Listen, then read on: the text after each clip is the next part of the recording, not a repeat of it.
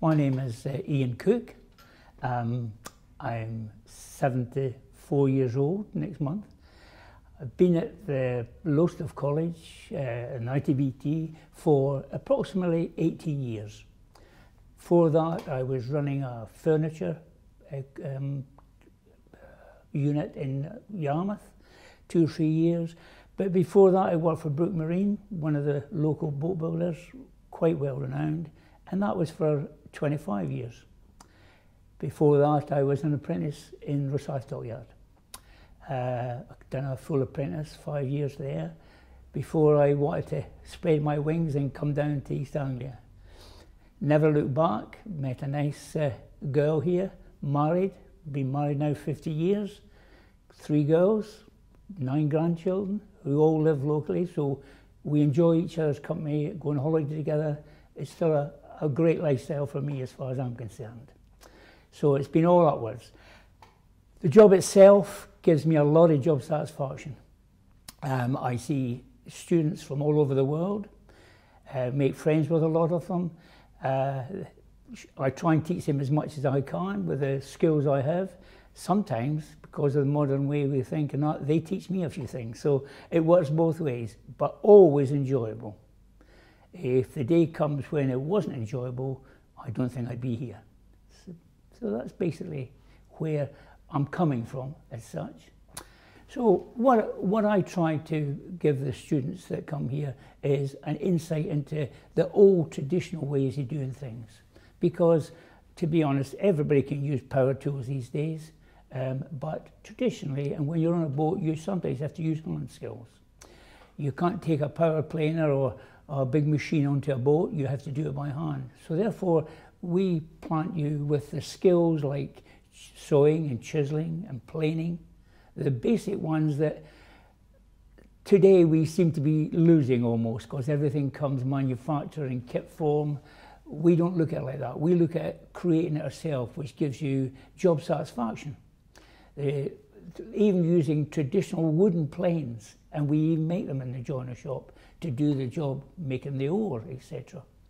But these skills can take you down many avenues, and you don't have to be a boat builder. These skills will take you shop fitting, as I said. It could be fitting wardrobes, restoration work, anything that requires a little bit individually that you can't get onto a machine. You can't cut a lot of intricate shapes on a machine, where by hand you could do this. Machines have their place, of course, to help us get the job done faster, but traditionally I'm not too concerned about that. I'm trying to install the basic skills. Cutting square, planing smooth, getting the finish by hand is much more satisfying than pushing it through a planer. Even if it went through a power planer, you would find that it's still, to my standards, it's not good enough. You still have to use the hand planes on them, which will give you the finish that is second to none. These are the skills that they have to learn by making mistakes. You're going to learn more by making a mistake than you are by getting it right first time. Because what will happen in the real world, in the boats and that, is that you will make an occasional mistake, or the timber may split. It's not always great these days, and you will have to repair it, but to a standard that you won't be able to see it. And that's what I try and install in them. Getting over things if necessary, but trying to get it right. As I said, traditionally the woods that we use today are not as good as they were maybe 20, 30 years ago, and therefore they have certain drawbacks for cleaning purposes. Your Honduras mahoganies and that are all gone. Now we're using sapele mahogany. We're using Iroko instead of using teak because of the price and because of availability. But these are all hard timbers to work with sometimes. So you have to have the skill to be able to accommodate that. On day one, we get them into the workshop. We make sure that they've got their tools that they've ordered if they haven't got their own tools with them. You remember some of them come from abroad, and as a result they can't carry loads of tools with them, so they find it sometimes just as cheap to order a set from us. So it's all ready for them on the bench, and they check them off. They'll put their overalls on, make sure that they're kitted out, And the first job I'll give them is a demonstration on how to sharpen. Get them onto the grinder, show them the correct angle, 25mm for a grinding angle, 30mm, 30 degree angles for the honing angle. I'll show them how to sharpen it to get a good standard. And I must say that I don't do anything for the students that I don't do myself. I'm the old school who don't believe in giving them a bit of paper. I believe in showing them how to do it. So I'll demonstrate first by getting my tool sharp. I'll give them a piece of timber approximately 500 long by 50 by 50. And with that, I'll ask them to ascertain me a straight face on one. Now that requires a skill of taking what we call winding sticks, which are basically parallel bits of wood that we can lay on the extreme ends, and we could sight through. We'd sight any twist that's in the wood. I show them how we level these twists out. We have to ascertain that we get a good face first and foremost to work from. When we have a good face, we square up an edge. So we'll put a face mark, an edge mark on it.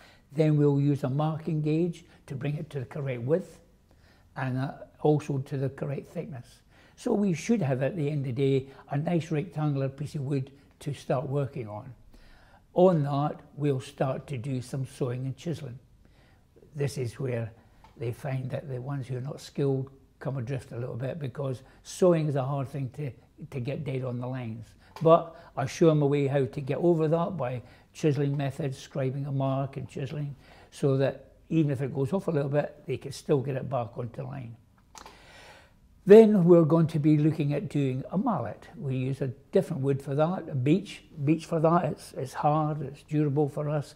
Not strictly speaking a boat building wood, because it's a perishable wood, beech. So, but it's okay for tools, all right, for making planes out of and chairs, things like that. But once they've made their mallet, they'll also make a bench hook, which is it's a platform to put your wood on to hold it square while you cut it. Just a simple thing, but it lets them shoot up an edge, and it lets them get to grips with getting something flat and getting twist out. And the next one we do, just to give them a bit of interest, is to make them an oilstone box. Now the oilstone box is a piece of mahogany about 300 long, 70 by 40, and they have to plane that up dead true. And then they get to use what we call the hand router. Unlike electric ones where you buzz out and in and make a mistake if you're not careful, this is a nice hand tool that they can use. Traditionally goes back 100 years or more.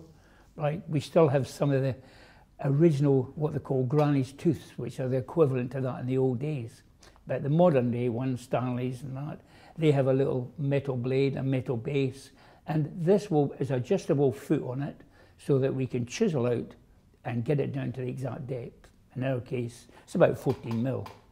Quite a professional thing, a thing to be proud of, a thing to show off to your future boss. And any boss who was worth his salt, when he saw that, and he said, "You made that? If you made that, you can start with me on a provisional time." That would get you into a job.